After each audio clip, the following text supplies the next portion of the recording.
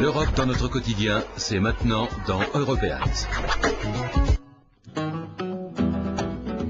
La multipropriété à temps partagé, une formule de vacances qui depuis son lancement dans les années 70 a permis à des millions de consommateurs européens de s'offrir des vacances ensoleillées à bas prix. Le principe, vous achetez le droit d'utiliser un logement dans une résidence de vacances pendant une période de l'année. Vous possédez votre propre résidence secondaire, vous ne payez que pour le temps que vous consommez. En 2005, 1,5 million de personnes ont accédé ainsi à 3 millions de semaines en temps partagé. Pour certains, une formule qui permet de s'offrir des vacances de rêve pour pas trop cher, pour d'autres, qui peut se transformer en cauchemar. Julie et Marc viennent de Derby en Grande-Bretagne. Il y a 2 ans, ils ont été amenés à signer un contrat d'achat en temps partagé avec une période d'essai de 3 ans pour la somme de 5 000 €. Mais en raison d'aléas professionnels, ils ont voulu se rétracter, mais impossible. Ils racontent leur aventure. J'ai eu un coup de fil sur mon portable alors que j'étais à mon travail. Et il y avait cette femme qui disait que j'avais gagné un jeu, que j'étais arrivé en seconde position. Quel jeu? Je me souviens pas. J'avais participé à plusieurs jeux en ligne. Nous avions gagné un séjour de vacances pour 2 sur la Costa del Sol ou à Tenerife. Tout ce qu'on avait à faire, c'était nous rendre à une présentation et on nous donnerait notre prix. On y est allé et il y avait en fait pas mal de gens sur place. On n'a pas eu de contact avec eux. On nous a très vite mis à l'écart, installés à une table et on a eu affaire à un vendeur tout le temps où on a été là-bas. Il ne nous a pas lâchés pendant 3 heures. On était censé payer 140 € le jour même. J'ai dit, c'était juste avant Noël, j'ai dit qu'on n'avait pas 140 € si près de Noël. Il a dit, qu'est-ce que vous pouvez laisser aujourd'hui? On s'est senti un peu acculés à ce moment-là. J'ai dit, rien avant Noël. Il a alors dit, bon, ce que je vais faire, je vais inscrire que vous avez payé et vous nous réglerez plus tard. Dès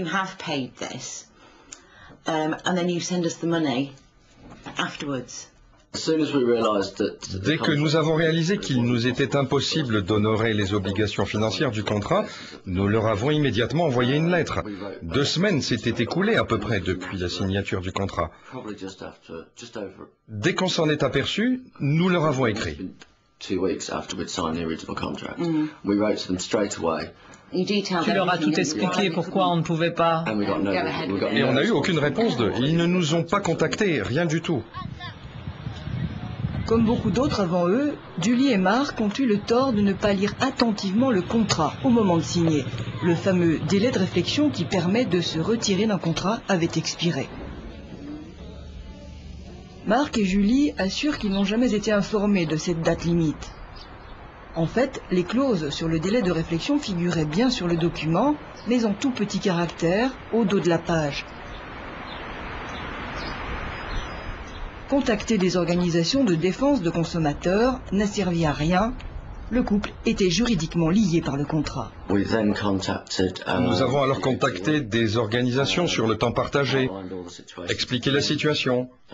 Et au bout d'un certain temps encore, on nous a dit qu'en fait, ils n'étaient pas tenus de nous donner un délai de réflexion parce qu'il s'agissait d'une période d'essai. C'est comme ça que ça se passe.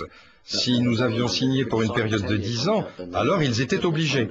Mais parce qu'on s'engageait sur une période d'essai, ils n'avaient pas obligation à nous la proposer. C'est juste une formule de politesse. Ils ne sont pas forcés de nous permettre d'annuler. Faut pas aller à ces présentations. Parce que si ces compagnies offrent des prestations si magnifiques et si correctes, alors vous n'avez pas à signer au bas de la page après 3 heures de présentation. Si ce qu'ils vous offrent est si génial, alors les gens doivent pouvoir rentrer chez eux, y réfléchir, revenir et signer, parce que si c'est si bien, les gens vont suivre. Pourquoi leur mettre une telle pression ? Pourtant, l'industrie du bien immobilier en temps partagé en Europe a rencontré un franc succès. Rien qu'en Espagne, le marché de la propriété en temps partagé porte sur plus de 4 milliards d'euros, presque 11 pour toute l'Europe. Un succès économique avéré qui n'empêche pas les nombreux abus. La Commission européenne projette de réviser la directive de 1994 pour mieux protéger les consommateurs des contrats abusifs en la matière. Marjorie et Ralph Elliott en ont fait les frais. Ce couple britannique possède déjà une propriété à temps partagé à Madère. Il y a 3 ans, ils ont été contactés par la société qui leur avait vendu leurs biens.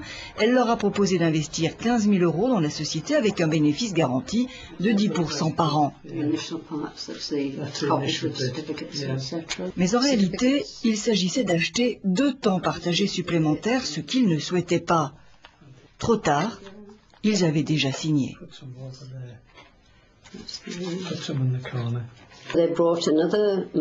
Ils nous ont présenté un autre interlocuteur plus haut dans la hiérarchie. Cette personne nous a dit que nous n'étions pas vraiment obligés d'acheter. Que oui, nous avions acheté les temps partiels, mais que nous pouvions ne pas les garder si nous renvoyions les documents. Il disait qu'on avait 1 an, mais que ce serait mieux de renvoyer les titres d'achat tout de suite, qu'il n'y aurait pas de problème, que la société allait les revendre et que notre argent nous serait rendu. On a écrit à la société pour expliquer ce qui nous était arrivé. On a envoyé des emails, on a écrit à tous les interlocuteurs possibles, des lettres, et rien, aucune réponse. On nous a complètement ignorés.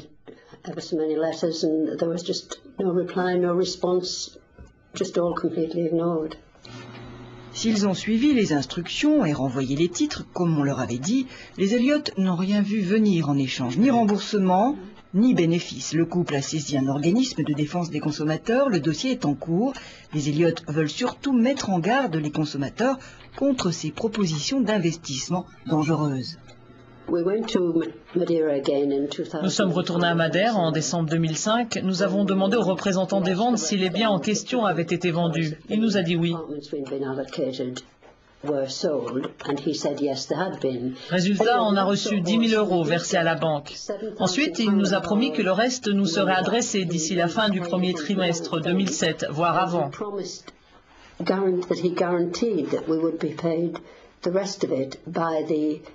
Aujourd'hui, on est presque à la fin du second trimestre et on n'a pas de nouvelles de lui depuis qu'on l'a vu en décembre dernier.